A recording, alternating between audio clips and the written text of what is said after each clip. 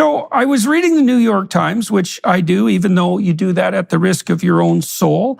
And there was an article about you recently, and it's pretty scurrilous, which is exactly what I'd expect from the fine folks at the New York Times. But I thought it would be interesting, if you don't mind.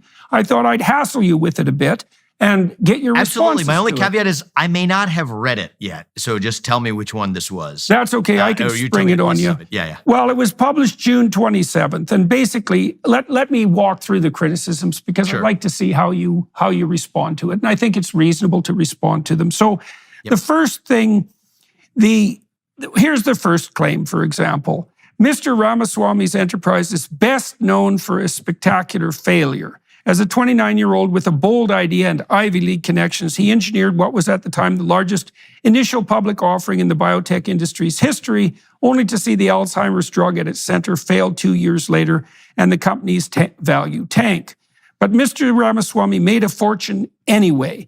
He took his first payout in 2015 after stirring investor excitement about his growing pharmaceutical empire. So basically what they're attempting to do is to cast you in the role of someone who produced a lot of hype around a product and raked off a fair bit of money as a consequence. And the next thing they do is also go after your claim to be a scientist. And the way they do that is by pointing out that you have a bachelor's degree in a scientific field, but that you made your name in the world of hedge funds and that you did your graduate work in law. So tell me how to respond to reading that. So this is a very recent line of attack that seems to be the one that they're trying most recently.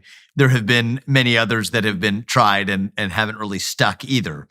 The fact of the matter is, when I gave my high school commencement address, one of the things that I try to do is highlight the failures that I've had in my career. Now, the reality is this wasn't even really an unnatural failure. The way the biotech business works, and anybody who has been in the business of ever developing a medicine knows that it is a business where you have many failures for a few successes, but the successes make up for the failures. The irony of this particular attack in the New York Times is the business that I started happens to have one of the most successful track records of success for any biotech startup founded in the last couple of decades, easily. Most biotech startups in their first 10 years, if they have one FDA-approved product, that's a home run. 2 is outstanding. And 3, you're in the 99.9th percentile. In my 7 years as CEO, I oversaw the development of 5 medicines that are now FDA-approved today. That was the back of a $9 billion what is now a $9 billion public company that's returned $1 billion to shareholders before going to public. That's actually how I built my success and wealth and success. Without those 5 approved medicines, forget about it. There would have been no financial success at the scale that I have achieved today.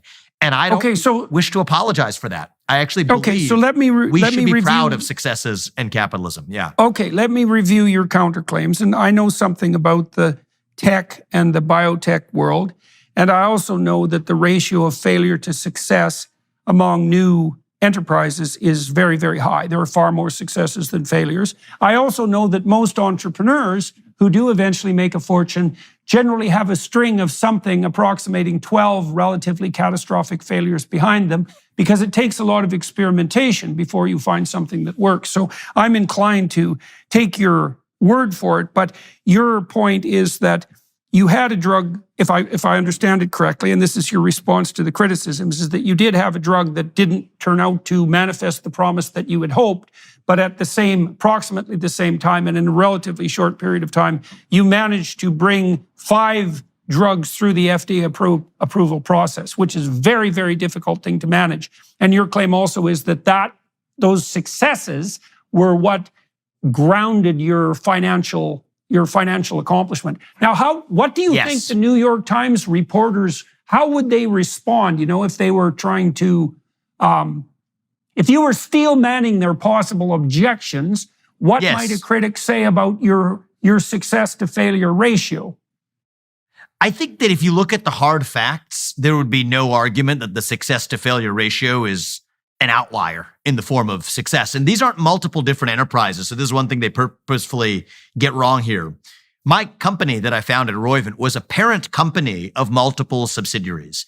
Each of those subsidiaries housed different drugs. That way scientists could actually have skin in the game in their own projects, something they don't get in big pharma. So that was the point of building the business this way. And so the whole premise was you set up a portfolio. Some are going to fail, others are going to succeed. For others in the industry, the failure rate is very high. You get to maybe one approved drug out of that portfolio, that would be a success. To have gotten 5 is actually an industry-shattering norm. Even my biggest critics in the pharma industry, or people who know something about the industry, and by the way, many people in pharma do not like me because I called a lot of their bluff in the inefficiency of developing drugs and doing it at a fraction of the cost. But even those worst critics in the industry would tell you that this is an off-the-charts level of success. And, really in a period of 7-8 years, building a nearly $10 billion public company with 5 drugs that I worked on that are FDA approved today, one of which is life-saving in kids, another one for prostate cancer that the rest of the pharma industry had ignored, a batch of which we sold in a $3 billion deal to a larger pharmaceutical company in late 2019, another of which is being marketed by Roivant, the company I founded. This is the stuff of outliers in the biotech industry. And so I'm actually very sympathetic to other entrepreneurs who have had 4, 5, 6, 7, 8, 9, 10, failures before they have a success of businesses. And I respect them. It so happens I'm actually fortunate to not be in that category, actually. There's some fortune, but I think some forethought that went into this as well. I've probably been, both at not only age-adjusted, though age-adjusted as well, but even for a biotech startup built from scratch. I don't mean to be boastful about it, but in response to the criticism, if you're grounded to the facts, probably the highest or among the highest success rates of any newly formed biotech company in the last 20 years. And the 5 FDA-approved products are the absolute backbone of that. And so in a certain sense, I would say that if you're going to go after me, you might want to, there may be other places to look, but that's probably the wrong place to be poking.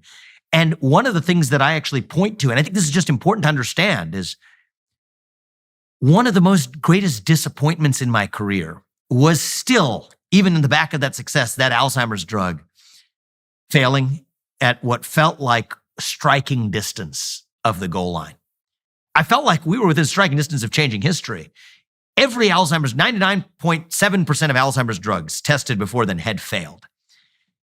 And so we were aiming to bend the historical arc of history. And one of the best pieces of advice I would give to any entrepreneur, and I did this as well as one of the pieces of advice I'm glad I got and I followed, was be very overabundant in telling people how risky what you're doing really is, actually.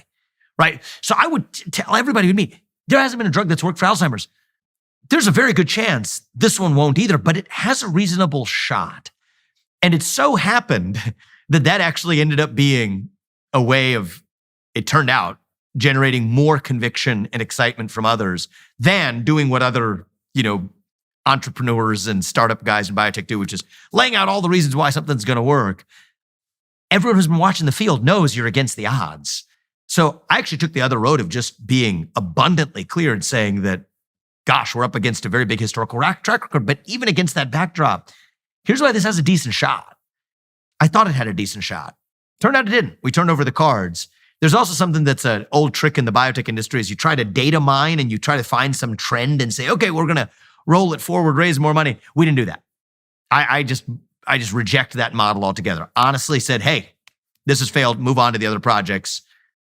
Call it what it is. And I think that honesty is actually part of what built the trust for, the backers who helped, and the partners, the people employees who came and worked with the company with a deep, unshakable conviction. I think that honesty is part of what actually achieved it.